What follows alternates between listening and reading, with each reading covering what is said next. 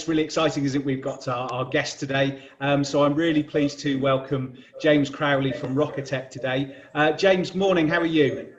Very good, thanks, Phil. How are you? Yeah, really good, thanks. Thank you very much for joining me and Gail here today on the Business Owner podcast. So, James, what I thought we'd get straight into it, really. And what I wanted to do was just ask you, first of all, who Rockatek are and what do you do? Yeah, of course. Yeah, so Rockatek is a mechanical engineering consultancy. We operate in a number of sectors, predominantly oil and gas, automotive, defence, and a bit of energy as well.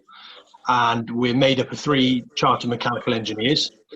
And generally, to summarise what we do, we basically help clients improve their existing products. Usually that's a reliability issue or a capability issue, or clients looking for brand new technology from concept, from a sketch on a piece of paper. We can bring that to life for them and bring it to market and make it a real sort of money earner for them. So we've got 2 hats really: improving existing products and then bringing new technology to market. In terms of that, you mentioned you set up the company with your fellow directors, one of them being your brother and one of them being a great friend of the 2 of you. So you set up, maybe you just want to tell us when you set up, but most of all, what would be really interesting to our viewers and our audience is probably, how daunting it was to go from really well-paid jobs to go, do you know what, we're going to set up on our own. So maybe talk to us a little bit about that journey and some of the help that you may or may not have on the way. Yeah. The daunting sort of side of it, I could talk to you for hours. So, it was very daunting. As you said, we were in good position. We worked for a good company. We had good jobs. And when that company changed its business model and relocated to the States, we were offered pretty serious jobs to relocate with the product line, which, we considered and we thought about. But ultimately, we took the step to form Rockatek. It was a good decision. It's paid off. But at the time, the uncertainties that lay in the oil and gas sector where we, that was our space at the time.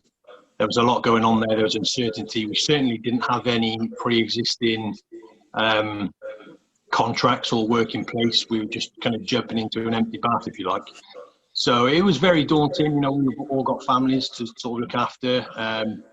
We didn't really have any help as such. The only thing I would say is that we were able to get some fairly cost-effective office space, but that was it. We didn't really have, as I said, there was no work in place, which was obviously, bringing the revenue in was key.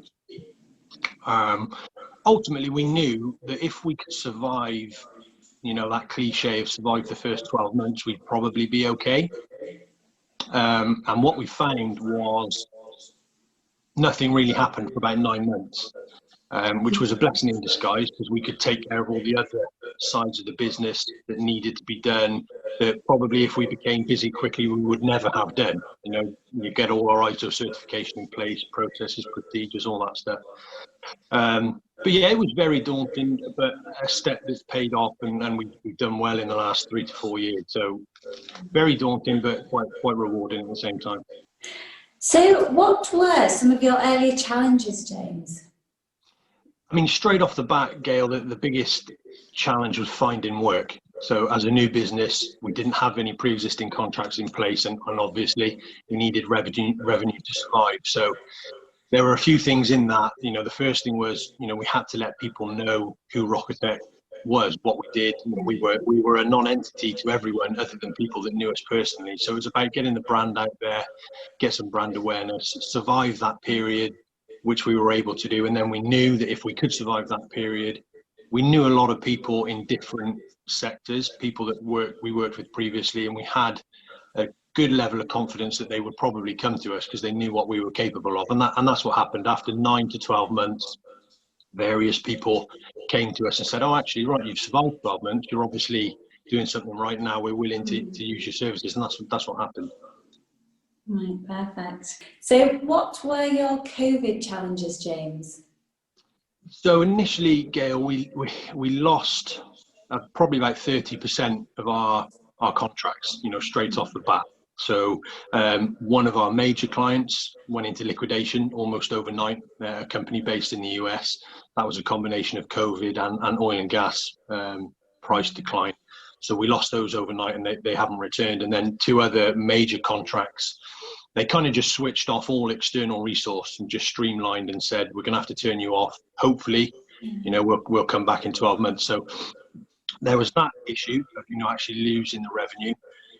But, you know, second to that, obviously, all of the standard procedures, you know, related to companies with COVID and the social distancing, and we adapted pretty quickly, and we put those in place. And we were fairly lucky. We let one of our guys go. He was a contractor, and he really wasn't happy to come to the office, so he hasn't been around. But we managed to keep the three of us and the other CAD designer, our employee, full-time, flat out really, which is great. So we have had enough work to get through it, and now it's a case of just trying to build up some of that revenue that we lost back in, you know, sort of March time.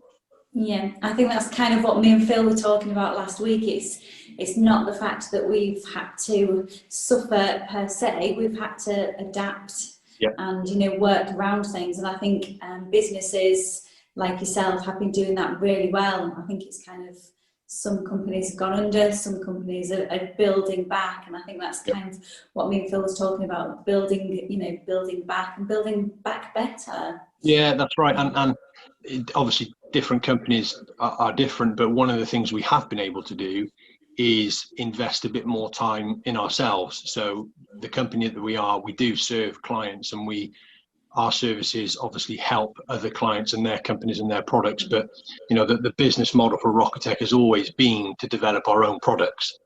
And that was going to come probably 3 or 5 years into the company. And so we made a decision pretty much, you know, when COVID hit and we made some cutbacks, we said, well, okay, now's probably the time to invest in our own products and start getting that technology moving, which we've done. And that's been probably the biggest plus for us in this time. We've really committed. Probably 30-40% of our time has gone into developing our own technology and our own IP, which is really good and it's exciting. So that's good for us. Brilliant. Jim, I mean, in terms of that as well, you know, what are your plans for Rockatek going forward now? So I guess threefold really, Phil. The first one is to continue serving, you know, those clients that have been excellent clients for us, and I'm sure they will continue to be.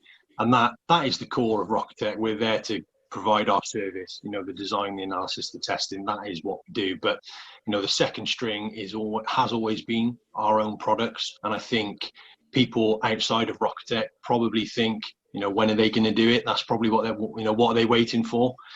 But there are some conflicts in that we have to tread carefully. You know, the technology that we help clients with is part of the technology that we know inside out and we're capable of developing. So certainly in the next, I would say over the next 12 to 24 months, we'll be continuing to develop our own technology.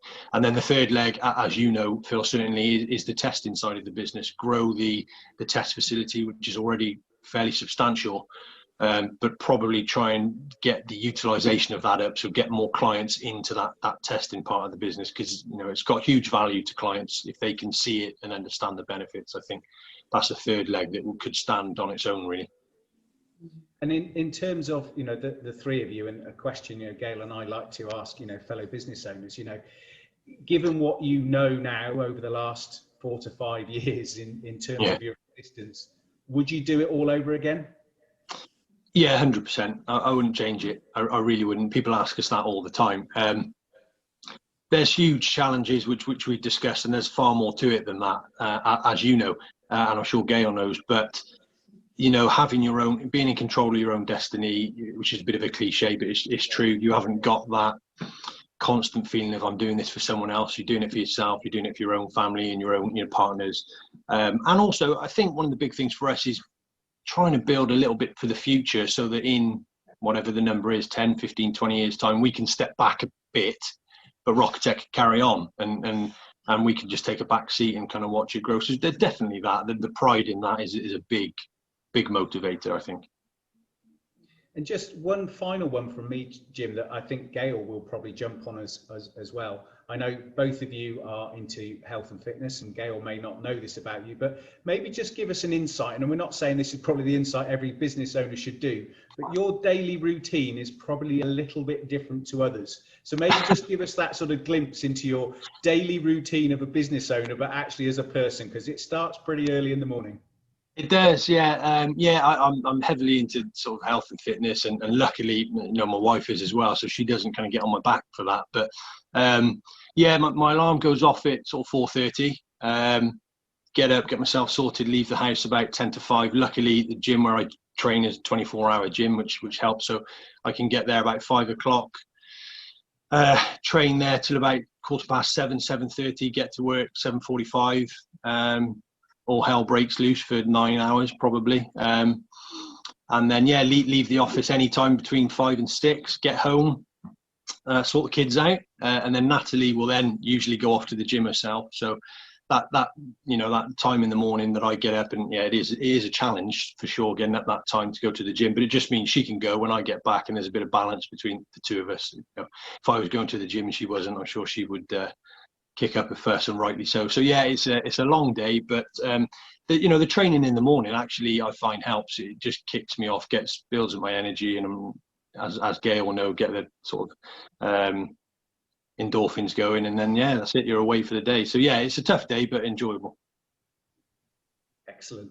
James, it's been brilliant for you to join me and Gail here on the Business Owners Podcast today. Some of the things you said, I know our listeners will really be able to latch onto, and you know, and the thing that's really encouraging to me is, you know, there's been some highs and lows, and this year has been a challenge, but you've used that time really well. You're bouncing back in particular. But the thing that really encouraged me, which I think both Gail and I can really relate to, is, you know, sometimes you're going to bounce back, but would you do it all over again? And I think all three of us have agreed we definitely would do it all over again. So thank you for joining us. It's been great having you with us, and who knows, as you grow, we'll have you back on the show. So thanks very much again, James, and we'll speak really soon. Great, thanks Phil, thanks for your time, thanks Gail. Cheers, bye now. Thanks very Bye-bye. much. Bye bye. Bye bye.